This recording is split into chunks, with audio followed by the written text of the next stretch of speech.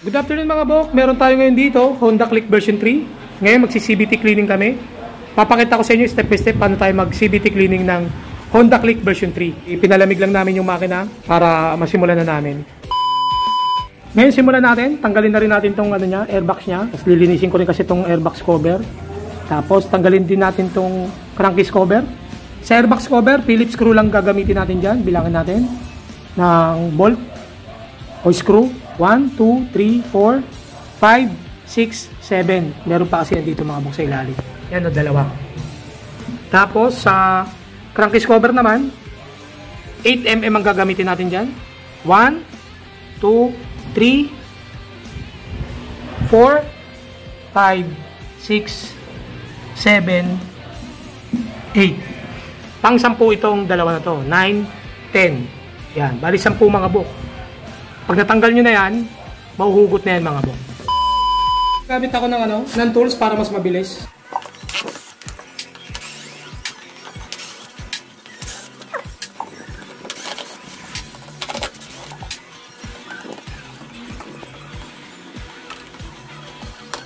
Air filter niya.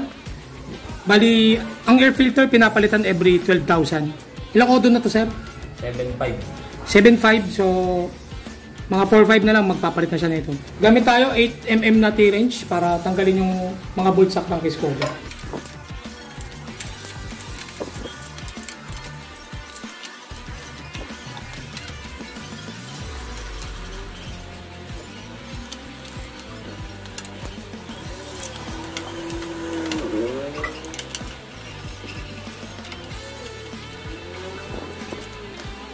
Tanggalan natin lahat ng bolt. Bigyan ko kayo ng tip mga bok. Bali, tatlong klase ang bolt ni Honda Click. Bali, meron dalawang yung malaki, which is yan yung nasa gitna. Nandito yan. Yung malaki na yan, yung mahaba. Tapos yung pangalawang medium yung size, medium yung haba. Dito yan nakalagay, yung 5 na yan.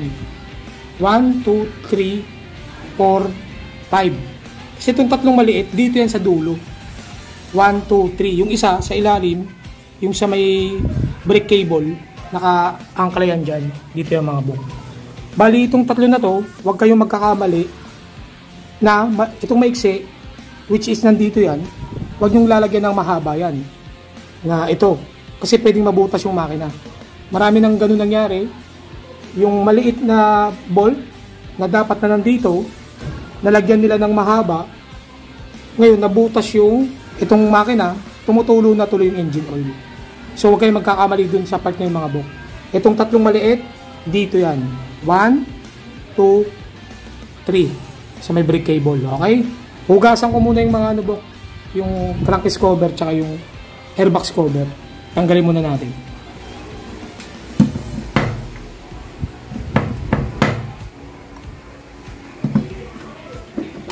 Yan mga bok. Hugasan lang muna natin. Ang hugasan ko ngayon mga bok itong labas lang. Yung loob kasi, panilinis ko dito, CVT cleaner tsaka gas. Para malinis natin. Dito, sasabunan natin yan. Yung labas lang. Umpisa natin, tanggalin natin yung dalawang nut. Dito sa may bell, ang sukat niyan, 19mm. Dito sa may pulley, 22mm mga bok. Tanggalin natin.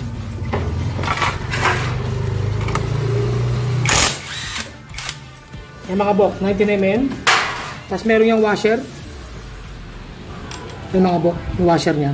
Yung pintura, yan yung sign na ito yung nakaharap sa atin. Kaya may pintura yan. Yung flat na surface, yan yung nakaharap sa bell. Yung medyo pa-curve, ito yung nakaharap sa atin. Ito yung bell niya mga bok. Puro dumi yan. Grabe.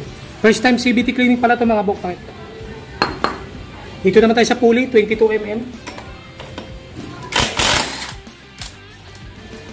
Yan mga bok, di naman kayo magkakamali dyan. Yung part na may gas-gas, yan yung nakaharap sa pulley. Yung walang gas-gas or may pintura, yan yung nakaharap sa atin. May washer din to mga bok, kasi yung washer na ito mataba. Unlike dun sa may bell, manipis lang yun mga bok. Ito makapal. Yung may gas-gas ng nut, yan yung nakaharap sa atin. Yung walang gas-gas, yan yung nakaharap sa pulley. Sa drive face. Ito mga bok, drive face. Pagtanggal na natin yung drive face, pwede natin hudugutin itong clutch lining assembly tsaka torque drive. kasama yung belt. Hugot lang yan. Tanggalin natin yung belt. Parehas lang din siya ng version 2 mga bok. Tapos kunin natin itong pulley. Tsaka backplate. Tsaka yung bushing. Bushing, tanggalin natin. Backplate. Tsaka yung slider piece yun, nalaglag na. Yung isa. Indikasyon na kailangan ng palitan kasi ano na yan, maluwag na yan. Ito yung bola niya. Sobrang dumi na rin, ang daming alikabok. Tingnan natin kung paano yung pacing ng bola niya mga bok. Yan mga bok, mapapansin nyo, itong makapal na side, itong wala namang goma, yung puti lang, ganyan ang pagkakabit. Yung may itim o makapal na side, nakakaharap sa kaliwa. Yung puti sa kanan. Bali ganyan siya mga bok. Ganyan. Lahat yan nakaganyan yan mga bok. Ayun. Itim sa kaliwa, yung puti sa kanan. Ganyan yung pacing ng bola mga bok sa Honda Click version 3. Pares lang din naman ng mga Honda yan. Ayan, itim kanan, kaliwa, puti kanan. Ayan, itim, kaliwa, puti kanan. Ayan. Doon nakaharap sa kanan. Pare-parehas yun mga bok. Ayan, pare-parehas. Ayan, taktak na natin. Yung mga bok, backplate, tsaka slider piece, maluwag na, wala nang kapit. Kaya kailangan na itong palitang slider piece. Tanggalin naman natin itong 39mm. Meron tayong special na 39mm. Tanggalin natin.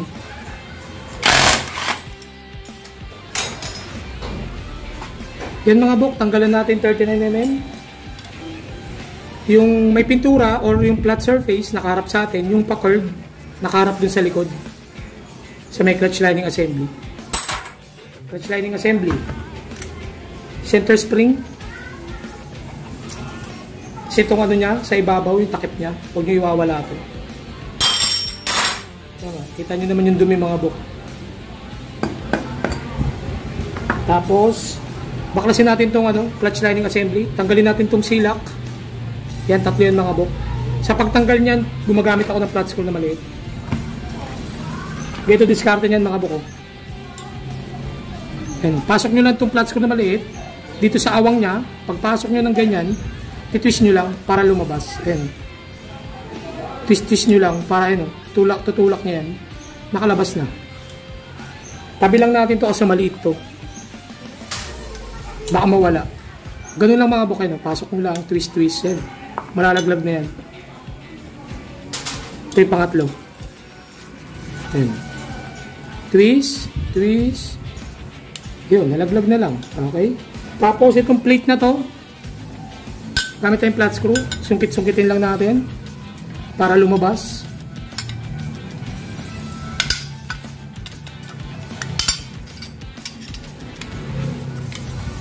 Yan mga bok, tanggal lang. Tapos yung flat, nakaharap sa atin, yung pa-curve, nakaharap naman ngayon sa clutch lining. Bali nakaganyan yan. Kasi kung sakaling mabura yung pintura mga bok, ganun siya ibalik, alam nyo pa rin. Tanggalin naman natin ngayon yung clutch spring. Gamit tayo ng circle plier. Ayan, ganyan siya. Pag inipit natin, bumubuka. Ganito naman pagtanggal natin ng clutch spring mga bok. Abang nyo lang, buka. Ayan, kabila. Abang, buka. Pagkabuka, iangat nyo ngayon yung clutch spring. Igaganon nyo. Ayan. Tanggalin na natin, clutch spring. Tapos, clutch lining, tanggalin. Bukan nyo lang. Yan, medyo matigas na rin. Kasi, wala na rin itong lubricant. Lalagyan din natin mamaya yan. Yan lang nga, bok.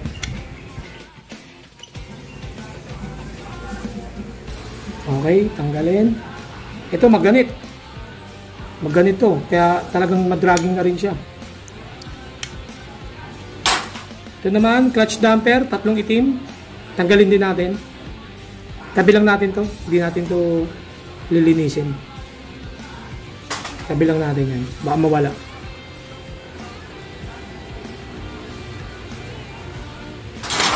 Ito naman, tanggalin natin, torque drive assembly. Tanggalin natin tong center seat o yung pinakatakip. Kapag Kapag tanggal yan mga bok, para ka lang nagbukas ng ano yan, takip ng bote. Pa kaliwa. Ayan. Tapos sabay hila. Ayan mga bok. Yun lang. Tapos, tanggalin natin tong o-ring para hindi siya masira. Sungkitin lang natin yung o-ring mga bok.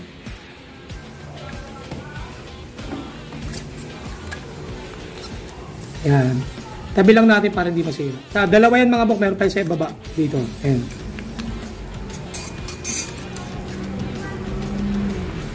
Pagtanggal na yung o-ring mga bok, baba lang natin. Itaas natin yung torque drive para bumaba yung, lumabas yung ano, yung grasa. Yan. Pag lumabas na yung grasa mga bok, meron akong tissue, pupunasan ko lang. Okay? So natanggal na natin yung grasa. Tanggalin naman natin yung pin guide or guide pin. Sa pagtanggal ng guide pin mga bok, kuha lang kayo ng long nose. Yan, kunin nyo lang yung nasa gitna niya. Ayan. Yan siya mga bok. Tatlo yan. Tanggalin natin. Mga bok. Pangatlo. Yan mga bok. Tapos mapag-iwalay na natin itong female tsaka male torque drive.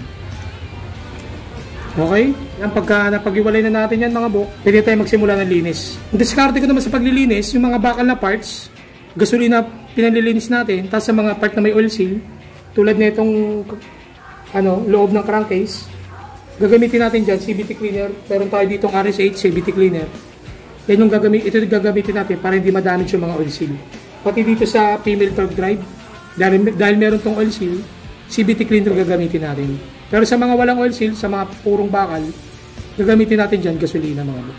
Pero kung magre-request si customer na gusto niya puro CVT cleaner lang, i-charge na natin siya ng CVT cleaner, babayaran niya na yun. Pero pag gas tsaka CVT cleaner, kasama niyo sa package ko na CVT cleaning, 300 pesos.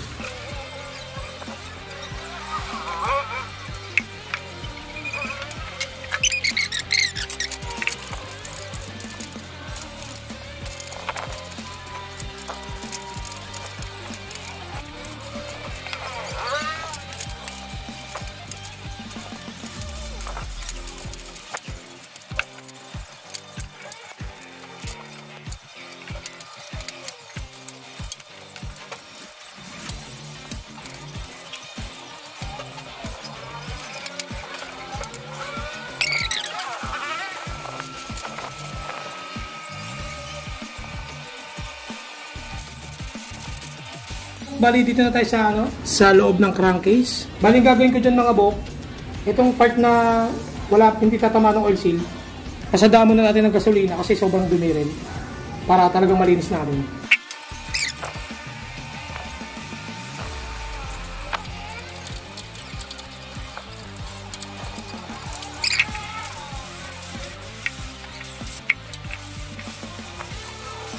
Tapos na, bali, linisin naman natin yung crankcase cover.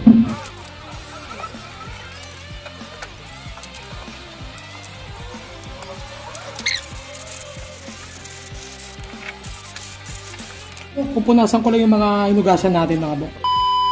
Mga bok, malinis na lahat. Napunasan na rin natin. Bali ngayon, nakita namin yung mga bola ni Sir. May mga tama na yung mga bola ni Sir. Papansin nyo. Yan. May mga kanto na. So nag-decide si Sir na palitan na rin pati slider piece. Papalitan namin. Papalit namin 13 grams na GNM. 13 grams. Ang stock kasi ng click mga bok is 15 grams. So magbababa kami ng dalawa. Yan, lagyan natin yung mga bola sa pulley. Upon checking mga bok, nakita kong mas makapal dito. Itong side ng makikita nyo mga bok.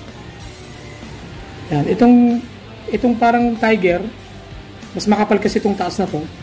Kaya yung iharap ko sa kaliwa mga bok. Yan, yung nakaharap dito.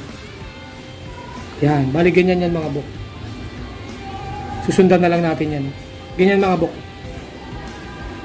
Slider piece, gagamitin natin original Honda mga bok. Yan yung code nya. Ito masikip na to mga bok pag bago na. Yan. Hindi mo na basta may hila yan pag bagong slider piece na mga bok. Lagyan natin sa pulley yung backplate.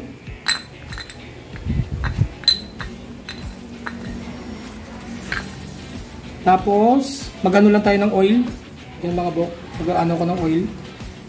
Tapos, lalagyan ko lang ng oil tong pinakasigunyal mga bok. Konti lang. Yan, nagdampi lang ako mga bok. Tapos, babasahin lang natin ito ng konting-konti. Pati itong loob ng pulley. Yan. Lalagyan ko rin yan. Konting-konti lang. Parang mag-ano lang siya. Mabasa lang ng konti. Siya yung magsisilbing lubricant mga bok. Pati dito. Yan. Ganun lang. Binasa lang natin yung daliri natin. Tapos, balik na natin itong bushing o collar. Yan mga bok. Ibalik na natin. Tapos, lagyan natin sa sigunyal. Yan. Tapos, lagyan natin itong belt. Punasan lang natin. Hanginan lang natin mga bok.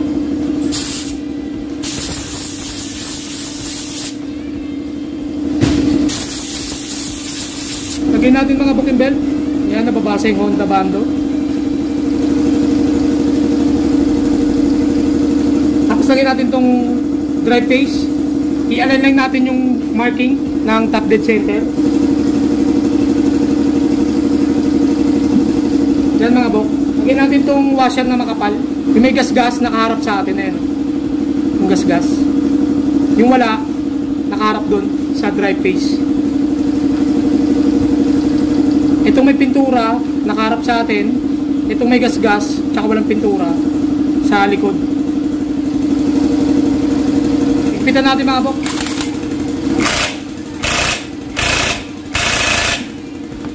Buhin naman natin itong clutch lining. Lagyan natin lang lubricant tong ano. Napakakunti lang mga bok. Parang mababasa lang siya. Kunting-kunti lang. Kalat nyo na yan. Hindi kailangan na sobrang dami. Yung konti na yung kalat nyo na yan mga bok. Parang magwi-wet look lang siya. Kunting-kunti lang mga bok. Lagyan natin yung clutch lining. Lagay pala muna natin itong mga clutch damper mga bok. May makikita kayo dyan. May makikita kayo dyang sulat. Yung may sulat mga bok nakaharap sa atin. Yung wala. Dun sa likod.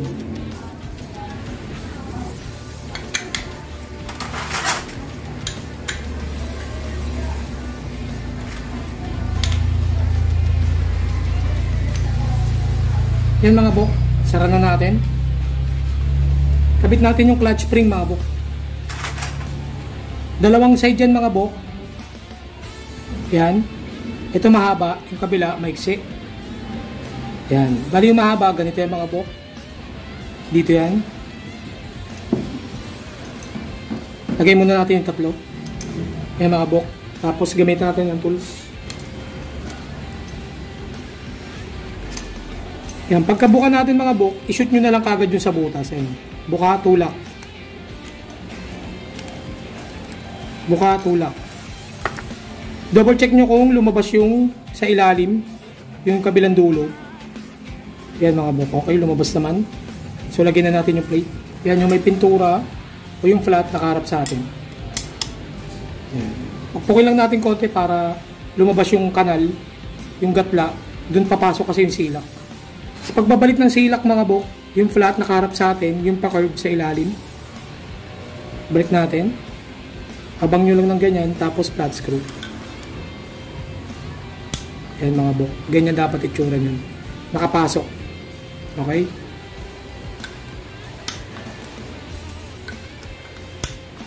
Yan mga bok. Buuin naman natin yung torque drive assembly. Balik muna natin tong o-ring kanina. Yan mga bok. Yung pangalawa. Sa ilalim. Tapos, lagyan lang natin to ng konting oil para hindi maipit mamaya pag pinasok natin yung male torque drive. Yan. Basahin lang natin ng konti. Tapos, lagyan natin tong torque drive. Pasok natin yung female sa male. Dahan-dahan.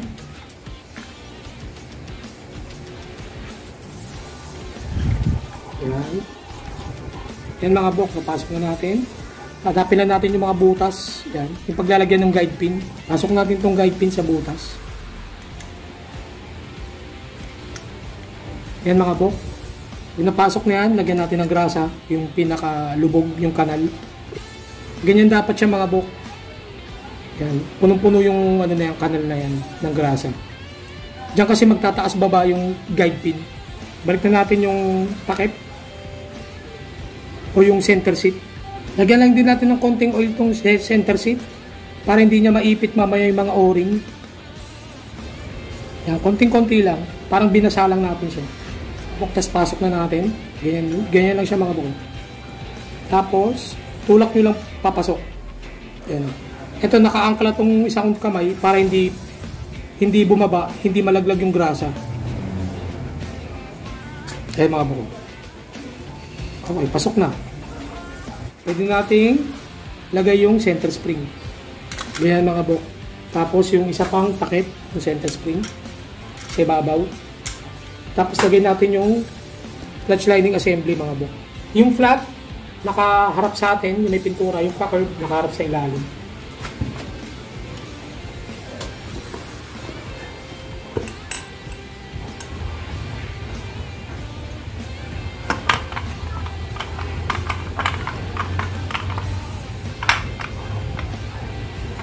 Higpitan natin. Gamitan ko ito ngayon ng torque wrench. Tapos gamitan natin ng clutch holder para hindi siya gumalaw. Pangontra natin ito mga bok. Yan mga bok, bali ganyan yung setup natin. Mayroon tayong torque wrench, hands torque wrench. Nakaset na tayo sa 54. Higpitan natin, 54 Newton meter.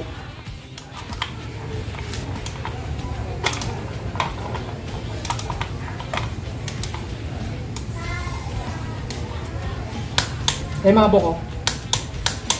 Sakto na yung higpit natin. Lagyan natin ng grasa dito mga bok. Bali, diskarte ko, pag maglalagay ako ng grasa sa torque drive, sa loob, dito tayo naglalagay. Yung parang may kanal dito mga bok. Yan. Diyan tayo maglalagay. Tapos, ipapasok natin yung torque drive.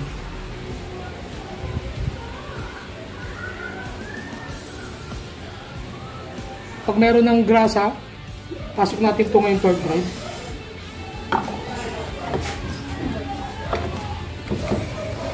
Yan mga bok. Bali, dyan pa lang, sure na natin na yung pati loob meron. Lahat ng lumabas, balik natin sa lagay ng grasa. Kailangan malinis. Pati nandito mga bok, tanggalin din natin. Yung sa may likod, pinakadulo. Bawasan din natin ito mga bok. Bawasan natin ng konti. Pag sobrang kapal kasi. Malinis na, napunasan ko na. Lagyan na natin yung itong torque drive tsaka clutch lining, pati yung belt.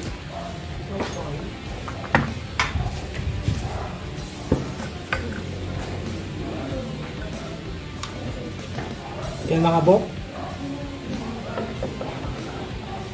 Pasok natin. Lagyan natin itong belt ngayon mga bok. Tapos washer, may gas-gas nakaharap sa atin. Dito naman yung walang gas-gas nakaharap sa atin.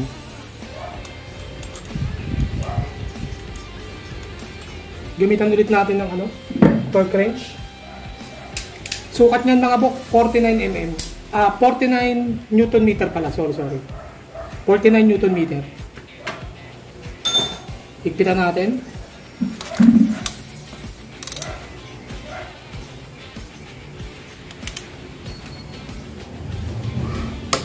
Yan mga bok. Okay? A few inches later.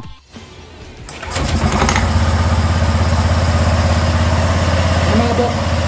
Okay naman. Spray lang natin ng belt bracing mga bok. Yan mga bok. Reduce slippage, restore elasticity, minimize noise, extends belt life.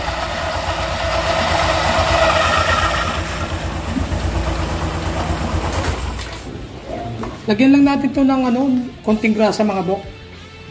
Konting-konti lang, parang gakulangot lang. Yan, doon sa pinakabutas nung bearing. Bago natin ipasok. Lagyan lang natin ng konting langis tong mga dowels. Yan. Para hindi siya kalawangan. Pasok na natin mga bok.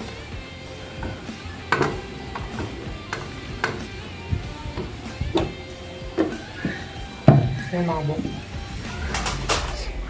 Dalawang malaki, mahaba, dito yan sa gitna. Yung 5 sumunod, na medyo mahaba, 5 yan, dito yan. 1, 2, 3, 4, 5.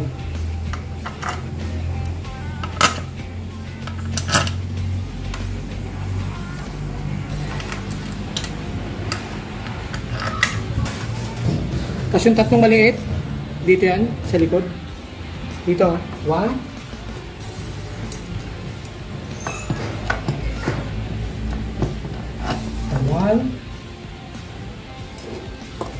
2 tapos yung sa may brick cable.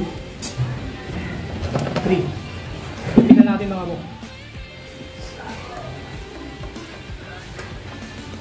Isang kamay lang.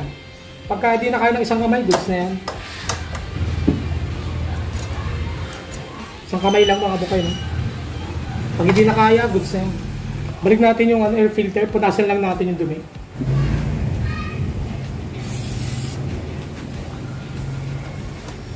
Sa pagbabalik ng bolt ng mga bok, sa screw nung airbox cover, pag ginigpitan nyo yan mga bok, mapapansin nyo dyan, dudulo na yung ulo. Pag sumagad na, mga bok, sasagad doon. Yan. Tapos medyo masikip na, huwag nyo nang pilitin. Kasi masisira yung thread. Pag dumulo, okay na yan. Kasi pag pinilit nyo pa, iikot pa talaga yan. Kaso, masisira na yung thread pag ganun. The next day. Yan mga bok, finished product tayo. Tapos na tayo mag-CVT cleaning. Yan yung odo ni Sir, yung motor niya. Pakita ko sa inyo. Yung mga bok, 7,639 odo mga bok. Yan, so hanggang dito na lang mga bok. Sana may natutunan tayo sa vlog natin. Sa mga gusto magpagawa, message muna po bago pumunta. By schedule po tayo, hindi pa tayo nagpapa-walk-in. Mag-isa lang po kasi akong gumagawa. Message lang po kayo sa Motovlog Garage sa Facebook page po natin yan. Hanggang dito na lang mga bok, maraming salamat.